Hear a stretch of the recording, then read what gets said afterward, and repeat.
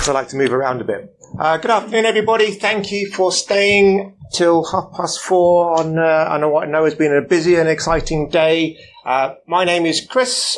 I have a lovely picture of myself. I don't know why. I think that's in case I forgot who I was. I'm not really sure. It seems to be quite common. Just a little bit of background. I have spent 12 years in IT security for the water industry, protecting both IT and OT, operational technology. I spent 4 years at the Purple Palace, as it's well known as, which is Dyson, protecting their IT and OT as well. And 10 years I've been a penetration tester. And the only thing that you really need to take from this slide is that 26 years of experience, which means I'm bloody old. So, in modern day IT world, we've all got these amazing technology solutions, and they're probably, next generation firewalls. You've probably got, hopefully, a full-time, follow the sun, 24/7 security operations center somewhere, protecting all of the things that are really key to you and all your critical assets. You've hopefully got multi-factor authentication enabled. Right? There's some sniggering going on. Yes, okay, true.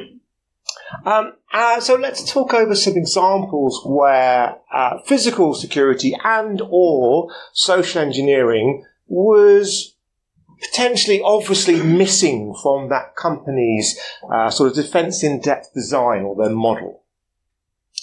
And in the context of cybersecurity, what is social engineering? Well, social engineering is any act that influences a person to take an action that may or may not be in their best interests. So that's basically somebody trying to persuade someone to do something that they shouldn't really be doing. And that's essentially what a social engineer does.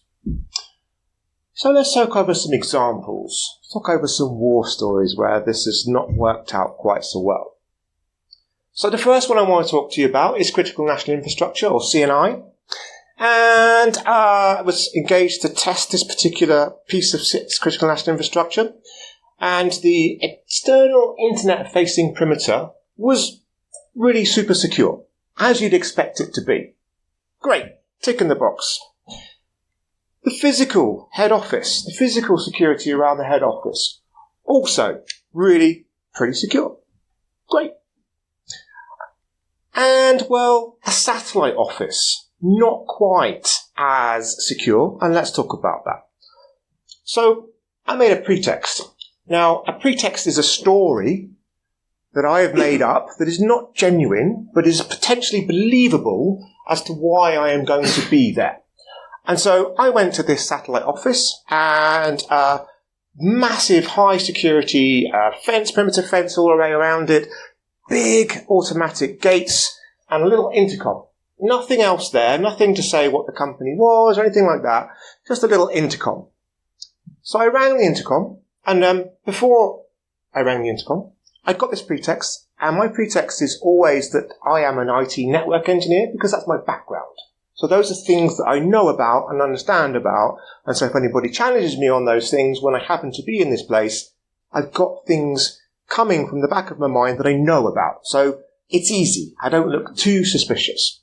So I make up an alter ego, if you like, a character, and his name is Leon. Leon from the IT network team. So I ring the intercom, and I go, "Hi, it's Leon from the IT network team." And out of the intercom, I go, and I wait a second, and then this happened. And I did nothing else other than sit there and go, "Hi, it's Leon from the IT network team." And then the doors opened. And I thought, this isn't so great.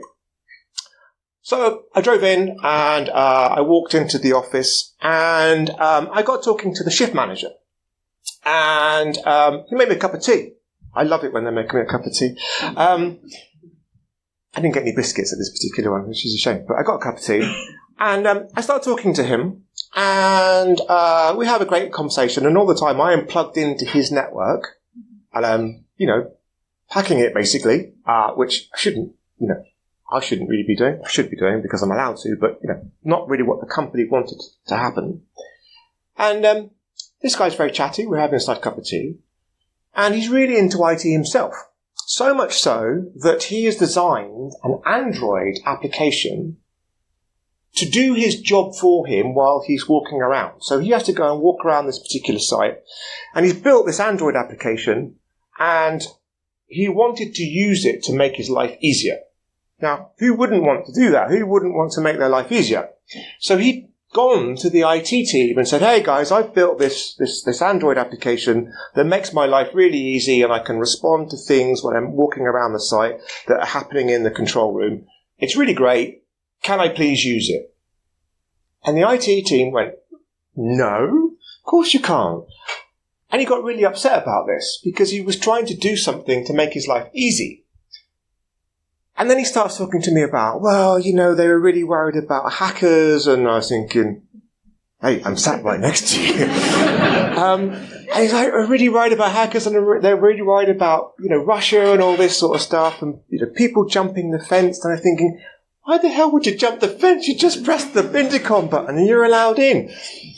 And I thought, okay, well, what does a hacker look like? Because your threat model might not be my threat model, and threat models in different companies are different. And I think what the expectation was somebody, in a black hoodie, dark, mysterious, an unknown, unsighted person, no face, and all this kind of stuff. And in reality, what he got was this. Okay, so that's one example. Let's talk about a casino group. This is another example. Now, casinos are super secure, right? They often deal with a lot of money. Big chunks of hard cash. And believe me, I've been into some casino safes, and there are big chunks of hard cash. Big wads of it. More money than I've ever seen in my life. And so in this particular instance, the external internet-facing perimeter was super secure. And the physical access, well, not quite so secure. And again, I managed to get in there, and the internal network, once we got plugged in, wasn't so secure either. Now, let's be fair. Challenge people is hard. None of us are built as human beings by default to go up to someone and go, oi, what are you doing? You don't do that. We're not that kind of person. We're general, we're polite and helpful.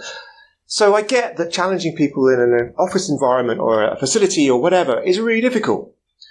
My advice is to use the trust but verify approach. And by that, trust what someone is telling you. And if you don't feel comfortable going further than that, go away and verify that information.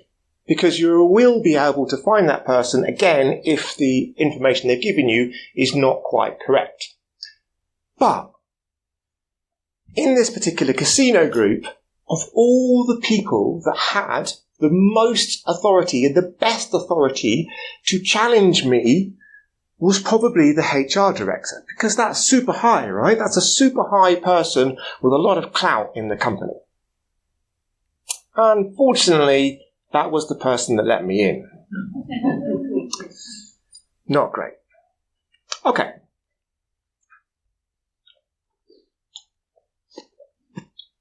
Airports.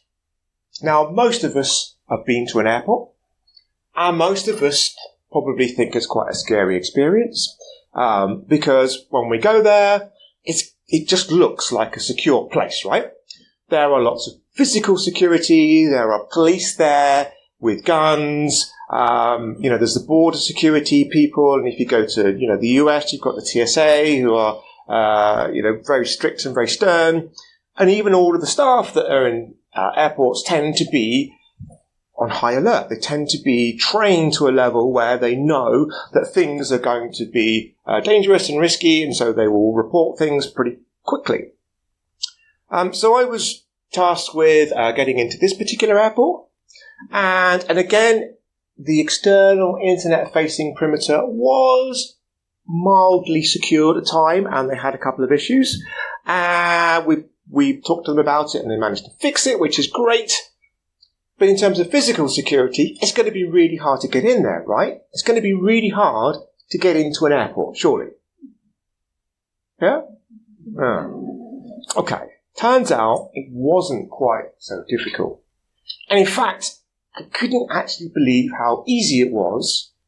And so I went out. I left the airport. And I went back in again. And I thought, no, it can't be this easy. There's some jinx or something happening here. And so I left again. And I went back in again. And I left again. And I went back in again. 5 times. 5 times into an airport. And that was crazy. And this is a picture from actually inside that particular airport. Obviously a security restricted area. The thing that I find really, really unusual is the second line or second paragraph from the bottom says it is an offence to enter this area without permission of the airport CEO or other lawful authority or a reasonable excuse. What? Okay, I have no idea what a reasonable excuse for breaking into an airport would be, but if you've got one, you're allowed in, supposedly.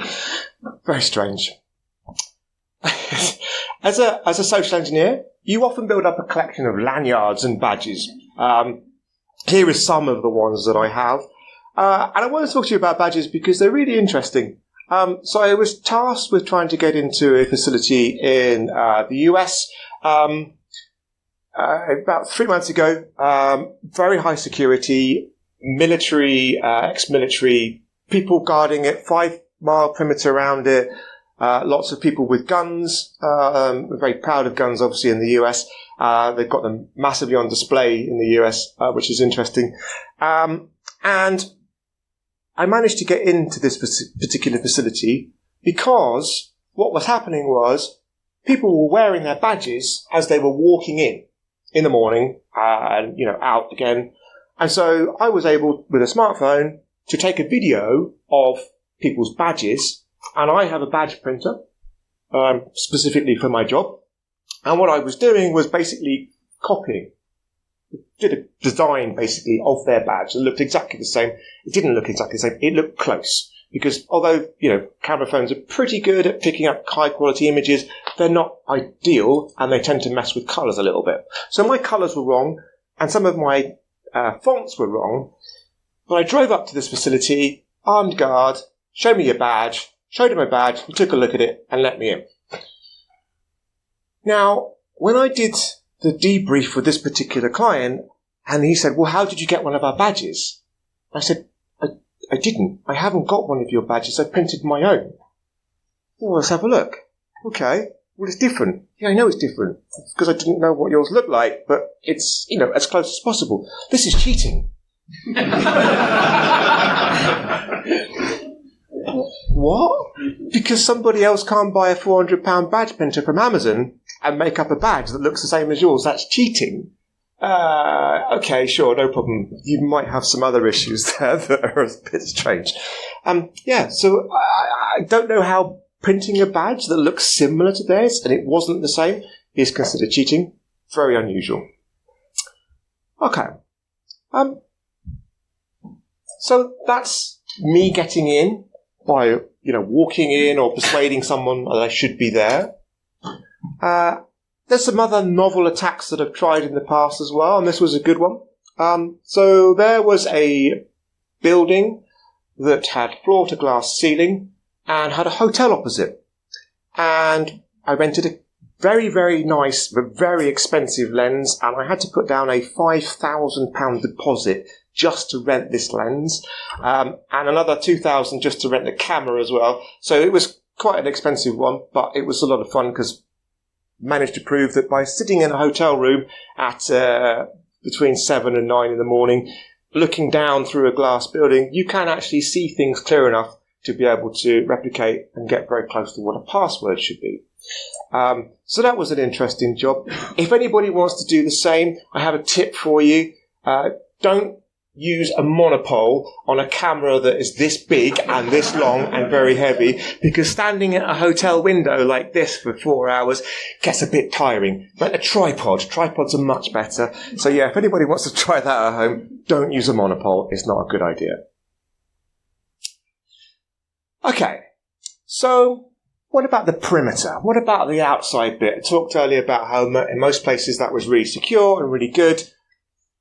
Now, most places have got some kind of VPN solution for you to come in. You know, everybody's working from home these days. They've got some kind of remote desktop, whether that be Citrix or something along those lines, or even just something as simple as using webmail. And in most cases, and I know we had some sniggers earlier, we have MFA to protect us from these things, right? And we all know as security professionals that MFA is great. We like it. It's a really good tool. But it is just one part of our security solution. It's not everything. It should not be the last line of defense. It is just one bit. And for those of you that haven't seen MFA, because we had some figures earlier, MFA is normally configured in two modes, or one of two modes. It's either a notification to say, you are trying to log in somewhere, do you accept this? And you have to press the allow button or the deny button. Or it will give you a code, a rolling sort of 6-digit code that changes every minute. So how could we get past that? How could a social engineer or a red team pen tester like myself get past that kind of thing? Well, let's talk about the first one. Let's talk about push notifications. And the first one that I do frequently is push fatigue. Because every time you get that push thing, if I can time that at roughly the same time that I think you'll be logging in, you might go, oh, I've had a push notification already, but I'm logging in now. I must be logging in. There must be something wrong with the system. I'll press it again. And they accept it. Great, thanks very much. And if that doesn't work, what you can do is keep sending push notifications over and over and over and over again. And it's almost like a denial of service because they're getting these notifications and going, well, I'm trying to do some work. Stop notifying me. And eventually they just get bored and they press accept. And that happens frequently, really frequently. Okay. So what about the other one? What about when there is a 6-digit code just being displayed on the screen? How could I get past that? Well, the easiest way is to ring them. Ring that particular person and go, hi Bob, it's Leon from the IT network team here. Lee again. Your MFA codes are out of sync at the moment. And what I'm going to do is I'm going to send you 2 codes to put things back into sync again, and then everything will be fine. If you could just read out those codes to me, that would be fantastic. And again, that happens and works frequently.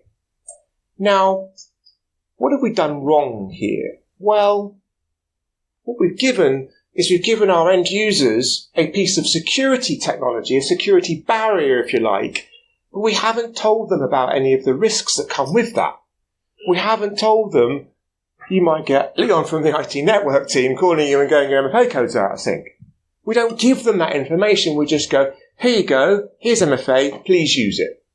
If you can't get in or something, ring the service desk, but if you don't use it, you won't be able to use your computer or your VPN or your webmail or whatever. But none of us ever tell them, watch out from Leon from the IT network team ringing you, because he might be trying to get in on your behalf.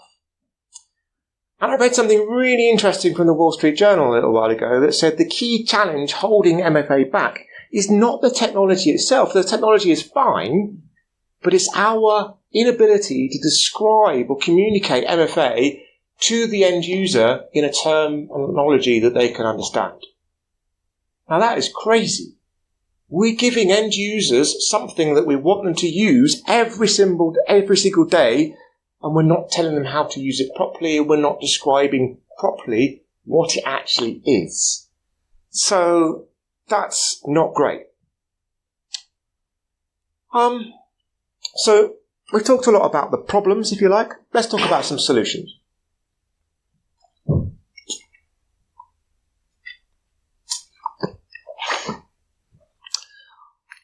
So one of the things that I see a lot is, and I had this in a talk probably 6 months ago, where one of the questions was, what is the technical solution? What product can I buy that will help my end user understand about MFA?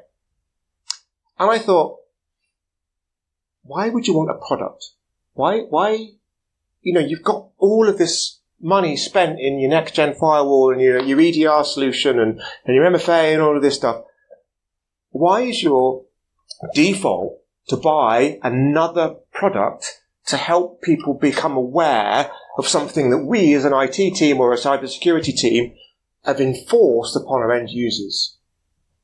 And it isn't a product. It isn't. The solution is not a product. It is a conversation. And whether that is, a face-to-face conversation, and when I used to work in both Dyson and in Southwest Water, there was a new starter onboarding process. The first day, new starters started in Dyson and in Southwest Water. They didn't do any work. They were shown around the property. They were shown how the cafeteria was, where the canteen was, and the toilets and all that sort of stuff. And then they were taken to talks, and they were given talks by the CEO, and they were given talks by James Dyson sometimes. There used to be a security talk where I talk about, not leaking information. Obviously, Dyson's got lots of secure products and product designs that they don't want anybody outside of Dyson to talk about. But at no point did we talk about MFA. No point did I go, oh, and by the way, if you get Leon from the IT network team ringing you up and saying MFA codes are out of sync, it's probably not genuine. We don't have those conversations. Why not? We should be doing that. And the other thing I'd want to say is make sure that sort of physical testing and social engineering is 100% in your defense in-depth designs. And this was crucial, especially at Dyson, because obviously they've got a lot of things I don't want to talk about. I used to go and sit and have a coffee, not a meeting, but a coffee with the physical security manager every month. And we fostered an amazing relationship where the two of us could talk really, really openly about physical and social engineering and how cybersecurity should be intertwined together. They shouldn't be separate, they were, but they should be talking to each other about how we can make each other's lives easier for ourselves, not more difficult. And that's something I see commonly, that everybody just assumes that conversation is going to be a difficult conversation. It's not. It's an easy conversation. Go and have a coffee, sit down with somebody, and just talk about how your two worlds are massively intertwined. Because they are.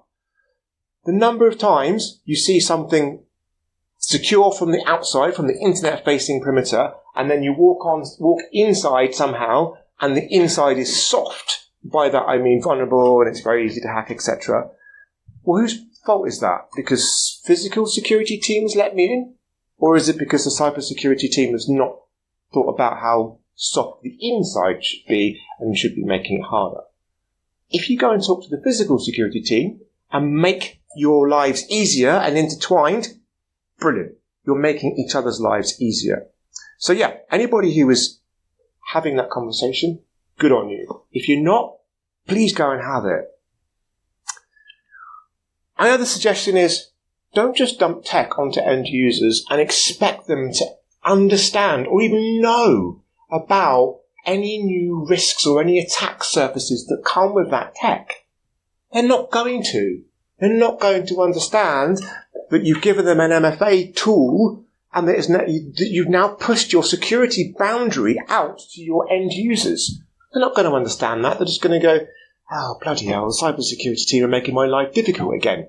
Well, yes, you are, but explain to them why. And they're going to be more on board, and then they're going to understand about these new risks, because you've given those risks to them. They're not your risks anymore, they are, but you've passed the risk on to somebody who is just an end user. They're not going to understand. You just enrolled somebody in your cybersecurity team without them even knowing about it. That's crazy. So go and talk to them about it. Help them understand. There isn't a product or solution out there that makes this easy. Go and talk to them. Send an email if you have to. Go and talk to them. It'll be first day stuff. Whatever it is that they're doing. Go and talk to them. And the other thing I want to talk about is empowering staff to challenge. Now, I know this is really hard. and the number of times walked into a facility with 2 coffee cups in my hand and walked up to the door and go, oh, I can't get to my badge right now because I've got my hands full. Would you mind letting me in? And someone lets you in. It's so common. It happens a lot.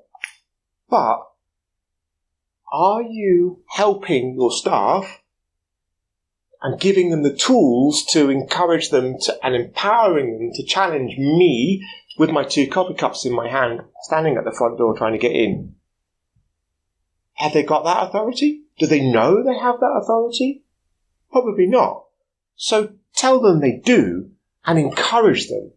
I know a CEO, and it wasn't James Dyson. James Dyson was terrible at walking into the office without his badge, and no one would challenge him. But I do know a CEO who would give out £50 if anybody challenged him because he was not wearing his badge. Now that is fantastic. That is really good, a really good way of encouraging and empowering your staff to challenge people. Because if you are a lowly person at the bottom of the food chain in a corporate environment, and you've got the power to challenge the CEO because they're not wearing their ID badge, fantastic. That is going to make my life as a social engineer really difficult. So please do something along those lines. Work out how to do it within your organisation. And the other thing I'd say is include all of these attacks in your security awareness training. Now, we all know, and we're probably bored to death of phishing training tests. I see them all the time, and I think, and in some of the jobs that I work or do, I get given client laptops that I have to keep for long periods of time, and I get emails from the company to say, hey, you haven't done your phishing training, or I am the person that's doing the phishing. Why would I need to do phishing training on your company laptop? Phishing training is getting dull. I think it is time to move on. It is not innovative, and we're still falling for it. So something else needs to happen there in terms of phishing training. But also, don't just focus on phishing training. There are so many other attack paths in there, and we've seen some here. We're talking about physical security, we're talking about MFA. Include those in your awareness training. Don't just focus on phishing. We all know about phishing. Yes, we get your phishing email every month. Yes, we get a gold star or a tick when we click and report it as a phishing email. Great. What about all of your other attack surfaces that are being potentially vulnerable? So yeah, that's it. That is my talk. Who's got any questions? And I'll put my contact details up there as well. So, who's got some questions? Raise a hand. Come to you with the microphone. 2 seconds.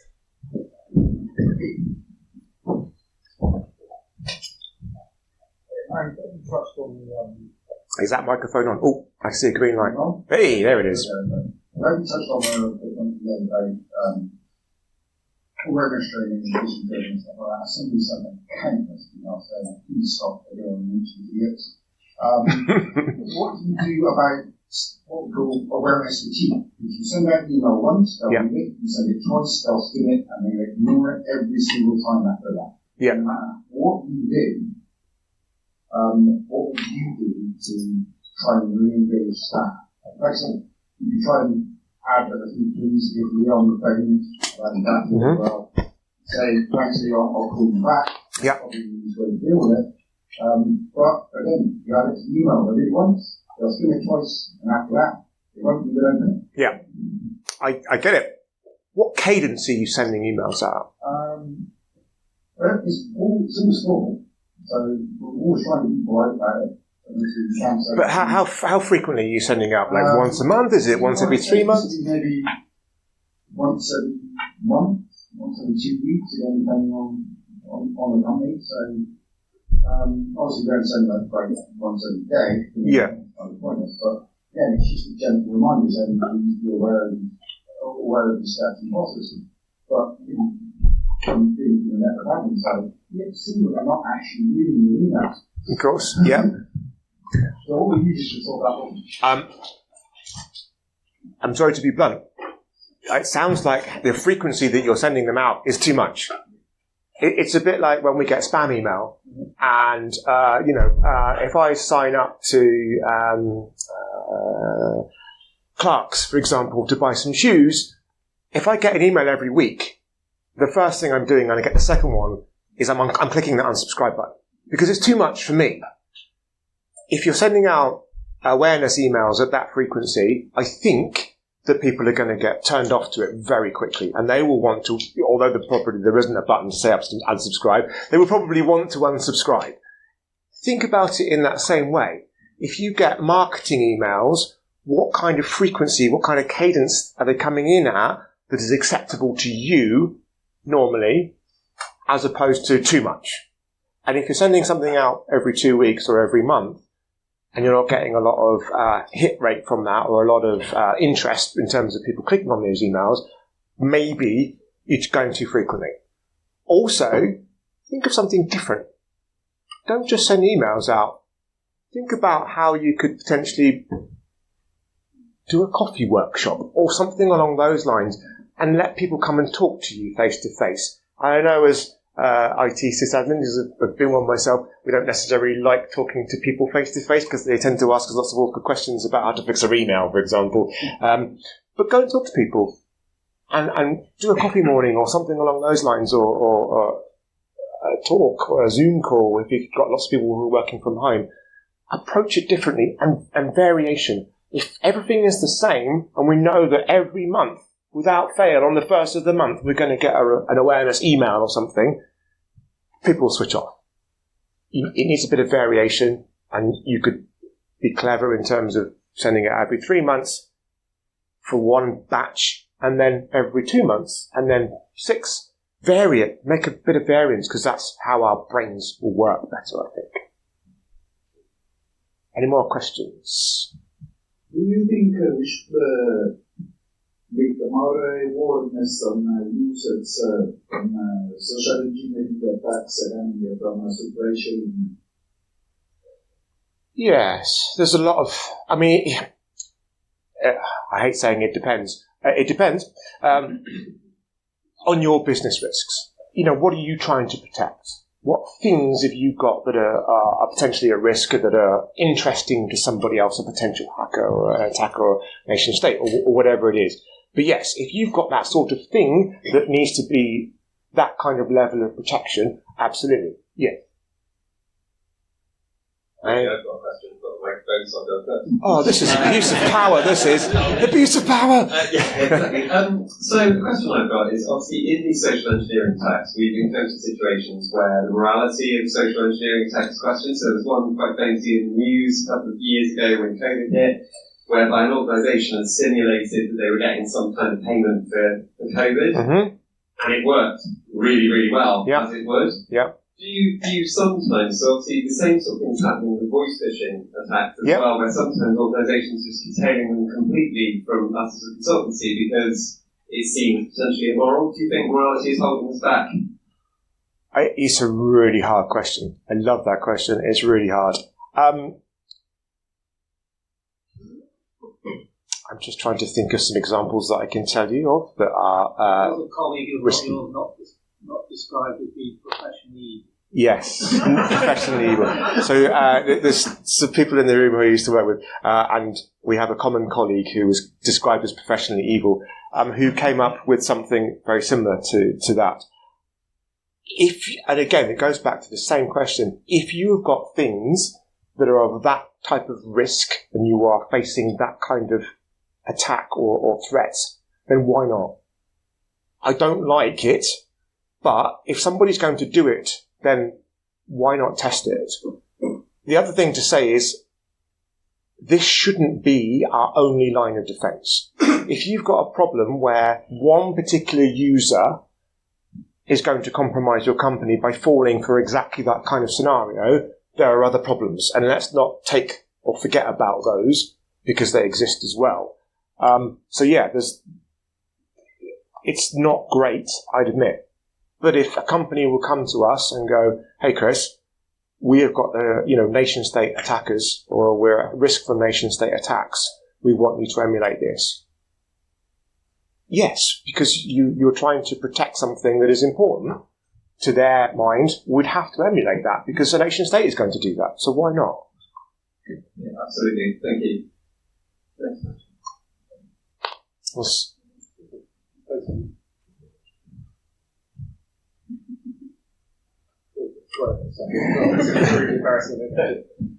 I know this talk is about social engineering. Yeah. There's really important, sort of interesting point on the slides about including the risks of social engineering in the threat model, and particularly around MFA fatigue. How much responsibility do you think we have as technical professionals to make sure that when we engineer security solutions, we're engineering them in a way that avoids that push fatigue, i.e.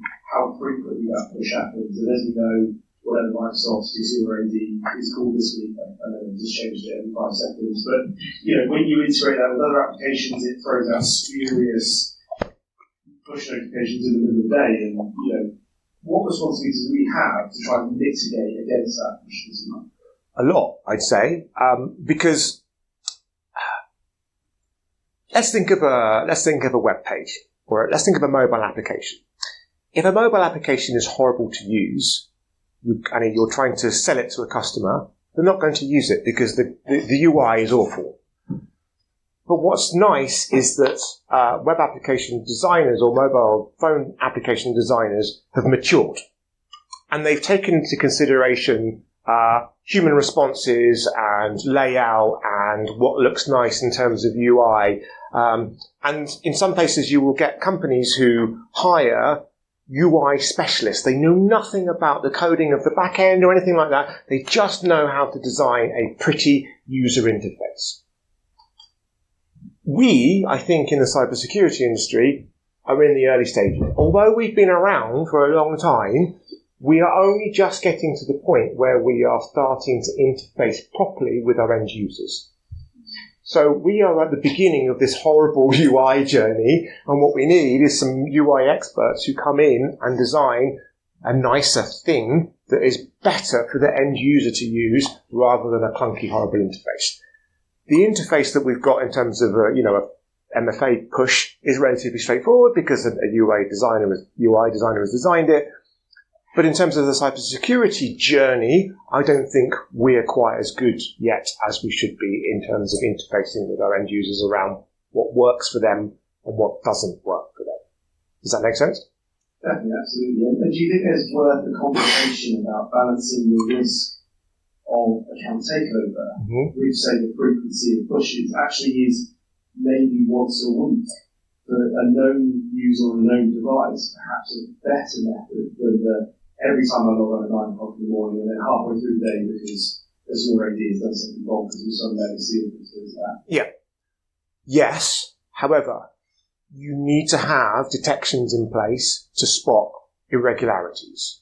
So if Leon from IT Networks sits there and logs in and, is doing his day-to-day job, and he's only getting that one push notification at the beginning of the week or the middle of the week or whenever it happens to be, if that person then starts doing something different, you need to be able to detect that.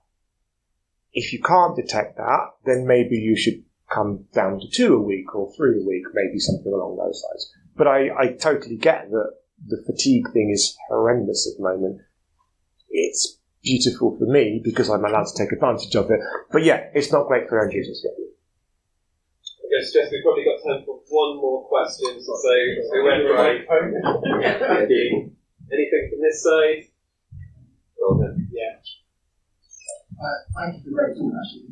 Thank you. Thank you for the feedback. A little bit more about some of the physical penetration. Obviously, you've got conditions that you're doing. You're also engaging with people with arms and potentially Yes. Have you ever had a situation where you felt the fear or worried about the situation you've got to start insert during the process? Yes. So the companies that we used to work at, I was not allowed to expense a bulletproof vest, which makes you think about. So we're given a letter, given a get out of jail free letter, right? So which is the authorization for me to be there and to do my job. I had to think very carefully around where I placed that get out of jail free letter. Because, you know, if I'm wearing a suit, which I was like this, and I am challenged by a policeman with a gun, for example, if I go, I'm just going to get my get out of jail free letter out, bang, you know, a bad ending for me. And it's stupid things like that give you the fear as a social engineer. You know, our brains are very good at thinking negatively. And ultimately, armed police at an airport are not actually realistically there to shoot somebody. They will, but they're not there to shoot someone. They're there as a deterrent. They're not there to shoot me going about my daily job. But that's not what you think about when you go and do that kind of job. So yeah, even to this day, I still get the fear at doing those kind of jobs, any kind of social engineering jobs, because, you know, my mum and dad brought me up to be a nice person and not to lie to people or try to convince them to let me into a building or break into a building that I shouldn't be in. So yeah, I still get that fear. And you know, you see these amazing adverts with these football players, with 72-hour deodorant that works wonders. Let me tell you, that does not work when you are social engineering. It does not work at all. So yeah, I definitely still get the fear, and placement of things is really important to think about. Fantastic, thank you guys. Great, B-Sides Bristol, can we get the